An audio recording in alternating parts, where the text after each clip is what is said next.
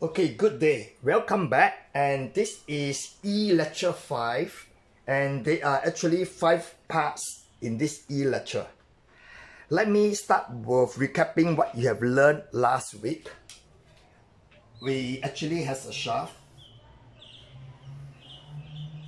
And the shaft is supported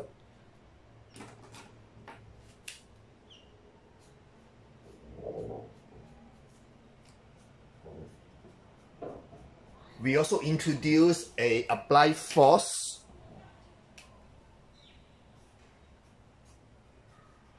and the challenge last week was to find the diameter of the shaft. So determine the diameter of the shaft. I just want to recap to you that the equation we introduced last week was this. Stress is equal to 32 m over pi d3. This equation will allow us to find the diameter of the shaft when under bending. Now, what is interesting is this. This stress, proper name is called the design stress.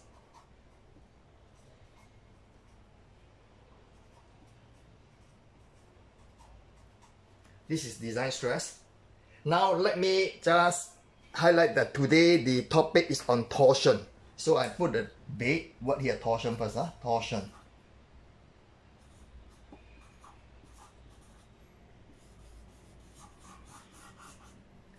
The one that I just mentioned, it belongs to last lecture. Let me just box it up so that we don't get confused. The reason why I need to introduce this is because they are quite similar. Again, what is torsion? So let me just give you an example now. I got a shaft of certain diameter and length, and I will to apply a force over this way. This force is the turning force, and the other one is in the other direction. We give it a twist, and that is what we call torsion. This force that we apply has a name. We call it the torque. And bear in mind, the torque unit is similar to bending unit. It's also Newton millimeter. Just to divert a little bit, since we know what is torsion, now we need to understand what is the material. We have been talking about the material used. So let's understand something about material that you learned in year 1. Basically, the material has 2 properties. We call it U stress. I call it two of the stresses that we use in our design. U stress. The other one is called shear stress.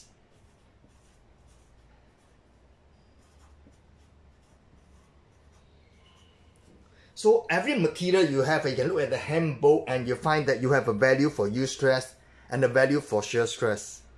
Now, when do we use each one is very clear now. Is that U stress, we use it for bending load.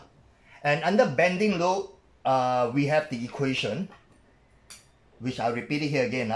Stress equal to 32 m over pi d3. If you use shear stress, it is not for bending load, it's meant for torsion. Again, we have an equation for it, similar equation. Instead of sigma, we call it torque, and this will be 16. Instead of m, we have torque, but below are the same, pi d3. So this is the key difference between bending and torsion. Now, when it comes to torsion, there are few things we need to watch out. First, it thinks that the shaft is rotating. So we must understand rotational speed.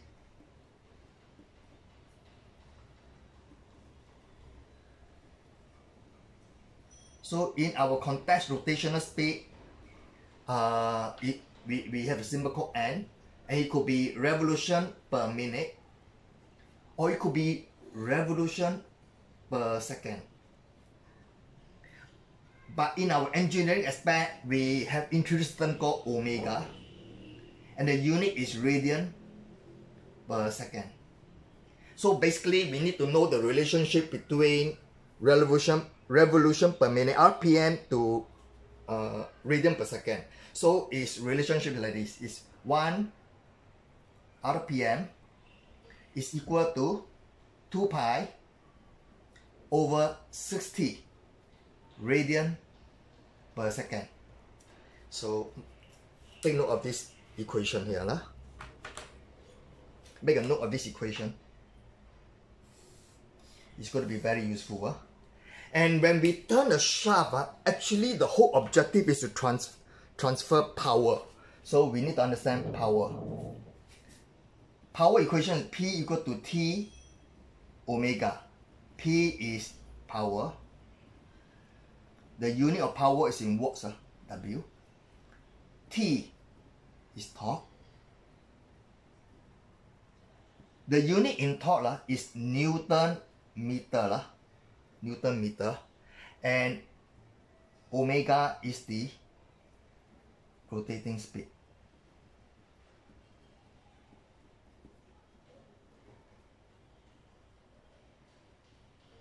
In radian per second.